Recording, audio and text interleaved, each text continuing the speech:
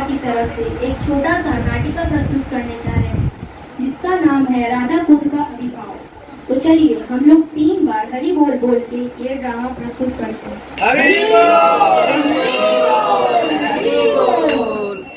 अरिष्टासुर का वध करने के बाद जब श्री कृष्ण बलराम जी और अपने दोस्तों के संग श्रीमती राधा रानी के सामने आए तो राधा रानी बोली, अरिष्टासुर गौ माता का रूप धारण करके आए थे, इसलिए तुम्हें गौ हत्या का पाप लगता है।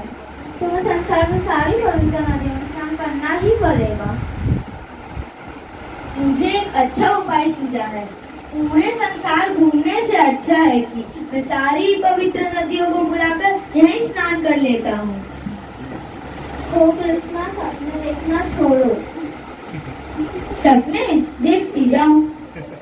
श्री कृष्ण ने अपने पैरों से ऊपर हल्का सा आघात किया तो एक बड़ा सा कुंड बन गया और श्री कृष्ण ने अपनी बांसुरी बजाकर सारी पवित्र नदियों को बुलाया।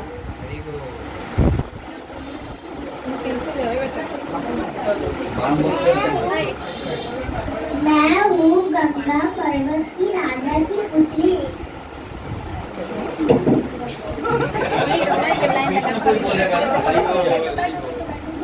मैं हूँ कावेरी। मैं ब्रह्मा जी के आशीर्वाद से नदी का सुंदर धारण की।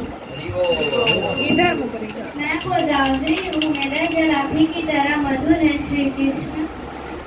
मैं हूँ सरस्वती।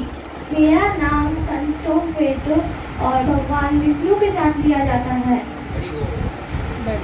मैं हूँ नर्मदा। मेरा जन्म भगवान सूर्य के शरीर से हुआ है। और मैं हूँ यमुना, सूर्य देव की पुत्री, यम की बहन। आपकी स्पर्श मात्र से ही मैं पवित्र हो जाऊंगी। कृपया मेरे जल में प्रवेश करें। ये मेरा सौभाग्य होगा।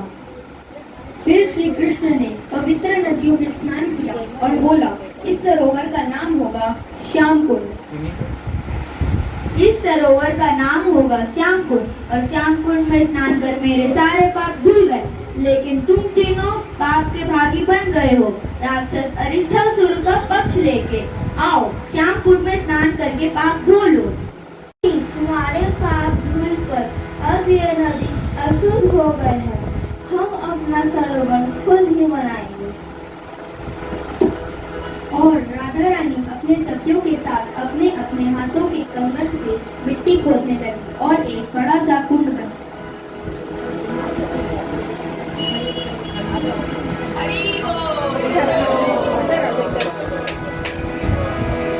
राधा, गड्ढा तो अच्छा खोदा है पर इसमें जल तो नहीं दिख रहा है। जल्दी आएगा। यदि वर्षा का प्रतीक्षा कर रही हो तो भूल ही जाओ। तुम तीनों ने निश्चय कर ही लिया है कि तुम्हें मेरा अशुद्ध जल नहीं चाहिए। नहीं, बिल्कुल नहीं। हम मानसी गंगा से जल लाएंगे। इसी तरह से श्रीमती राधा रानी ने मानसी गंगा से जल लाकर राधा कुंड को भरने की कोशिश की। मुझे इन लोगों की सहायता करनी चाहिए ताऊ भैया। तुम्हारे सहायता के बिना ये कुछ नहीं कर पाएगी भाई।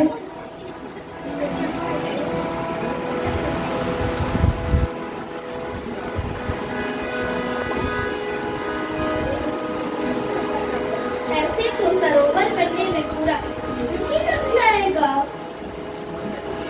श्री कृष्ण ने सारी पवित्र नदियों को बुला के राधा रानी को स्नान कराने के लिए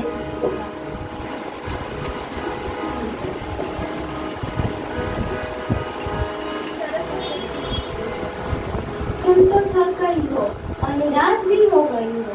हमें सेवा का अवसर प्रदान करो कि हम तुम्हारा ये सरोवर अपनी पवित्र जल से भर दें। जी धन्यवाद। हमारे पास और कोई रास्ता नहीं है।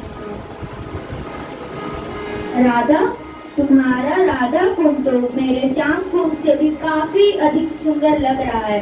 ये मेरा सबसे प्रिय रहेगा। इसी तरह से ही राधा कुंड का आविर्भाव हुआ।